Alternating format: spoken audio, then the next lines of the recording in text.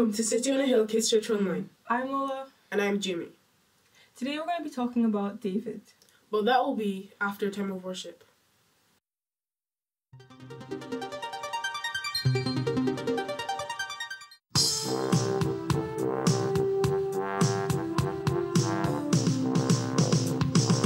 Only a boy named David, only a little sleep.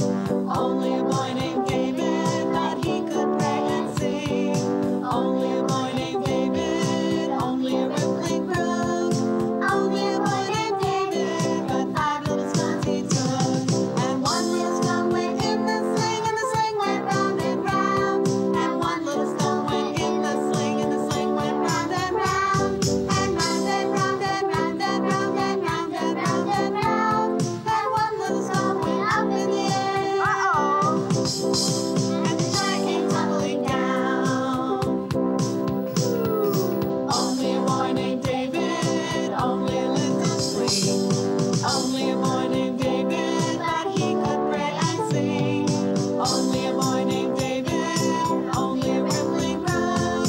Only a boy named David, but 5 little stones he took. And one little stone went in the sling, and the sling went round and round. And one little stone went in the sling, and the sling went round and round. And round and round and round and round and round and round and round. And one little stone went up in the air. And the giant came tumbling down. Oh no! What a headache!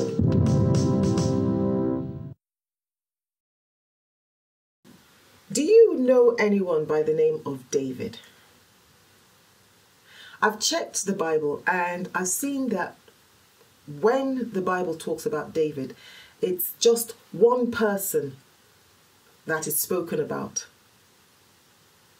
There probably were other Davids, but the Bible doesn't talk about any other David. The name David means beloved one or dearly loved one. David was the 8th of 8 sons of Jesse. Jesse was the son of Obed, and Obed was the son of Ruth and Boaz. Ruth. That's a story for another day. David had quite a career. He was a shepherd. He looked after the family business. As we learnt in Psalm 23, which incidentally David wrote, a shepherd has a very important role. And that's because sheep tend to get into a lot of trouble. So a shepherd needs to lead sheep to where there is good green grass for them to eat and where you've got pools of still water for them to drink. They lead them away from dangerous places and away from wild and dangerous beasts. They pour oil over the heads of the sheep so as to keep them comfortable and well. I could go on and on about the responsibilities of a shepherd, and that was one of David's jobs. David was a really good musician. He could play the lyre or the harp. He probably was able to play a flute-like instrument and sing. One thing I'm sure that he was able to do was to dance. Oh yes, he was also able to write songs. Our Bible has 150 psalms, that is 150 songs, and David was known to have written up to half or even more than half of these songs. Most of the psalms were praising God or giving God thanks, even if sometimes some of the psalms were a bit sad. He was a brave and powerful soldier. Every battle that David faced, he won. So much so that Saul, who was the king at the time, became jealous of him and wanted to do him harm. So David had to run away. He had to flee to save himself. Despite that, many people followed him because he was kind and understanding. David ended up being the king of a united Israel. I must mention that there were some things that David did that weren't right. So he did do some wrong and naughty things. This goes to show that even though he had all these great qualities, he was a human being with all the shortcomings of a human being. He is described by God as a man after my own heart. And God chose him to be anointed to be king. I say that to say this. Jesus Christ was also fully human. The difference is that even though Jesus was fully human and had all the greatest qualities, he never, ever sinned. Now, we in the next few weeks are going to be talking a lot about David. But for today, that's the end of the story. Hello, my friends. How are you? How was back to school? Well, I'm excited to start this new series on David. David was shepherd and musician and warrior and sometimes even outcast, wasn't he? But God wove all of those strands together into something amazing. David became one of the most famous and successful kings ever. And sometimes there might be bits of our lives that we think, I don't really understand what's happening. Why is that going on? But God can weave it together like he did with David, like we'll see over the next few weeks, into something amazing. So I thought, why don't we make these woven bookmarks together? We can put them into our Bible at 1 Samuel, where we're going to be camping for a wee while we look at the story of David. So these are fun to make. Let me show you how. So you want 4 different colours of paper, like I've got here. And then what we're going to do is we need a strip of each one that's the same size. So just put them one on top of the other. And then you want to draw quite a narrow strip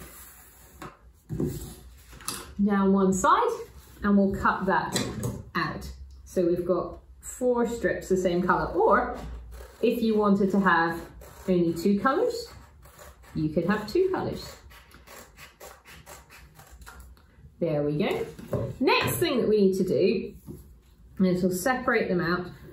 We need to have 2 strips next to each other, like this. And we're going to put some glue just at one end of those 2 strips. There we are. And then we're going to take the other 2 and we're going to have them coming at right angles, so it makes like a corner. And we're going to stick those 2 on, and this is going to make the top. This is the top join of our bookmark. And don't worry if it overlaps a bit or whatever, because you can always cut off the edge at the end, but you want the 2 strips to be nice and straight and nice and tight next to each other. So there we are. And now what we're going to do, it's sort of a bit like plaiting. We're going to start, so I'm starting with my red, so not the one I stuck, but the underneath one, and I'm going to fold it across and down. So can you see, I've folded it from here down to here. And then I'm going to take the outside one on the other side, which was my yellow, and I'm going to do the same thing. I'm going to fold it across and down so that this time the yellow lines up with the green. Do you see that? So I'm folding that down like that. And then all you do is you just keep going. So you keep swapping from side to side. So now I'm taking the green, which was next to the red, and I'm folding it across and down. Then I'm going to take the orange and fold that across and down. And can you see it's starting to take shape? And we'll just keep going all the way along. So next for me, it's yellow and then red. And you'll soon start to see the pattern emerging. Then orange. Oops, you want to keep it nice and straight. And then green.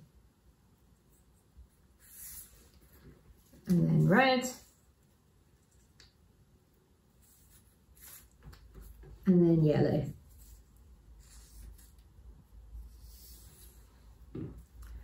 And so here you can see my bookmark is really taking shape. Now, if you use A4 paper and you do the whole thing, it's going to be that length, which is quite a good length for a bookmark, but you can finish it at any length you want.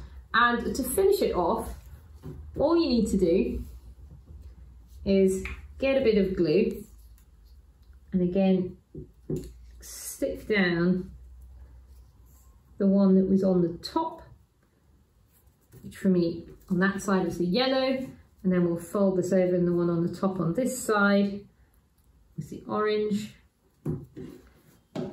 There we are.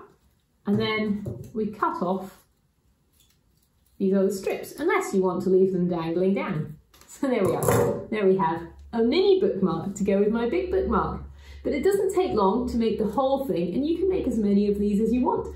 And they can remind you how there may be many different bits of your life, but God can weave them all together into something beautiful. And I'm going to put that in 1 Samuel chapter 16, because that is where we're going to be starting with our story next week. And I'll see you then. Bye.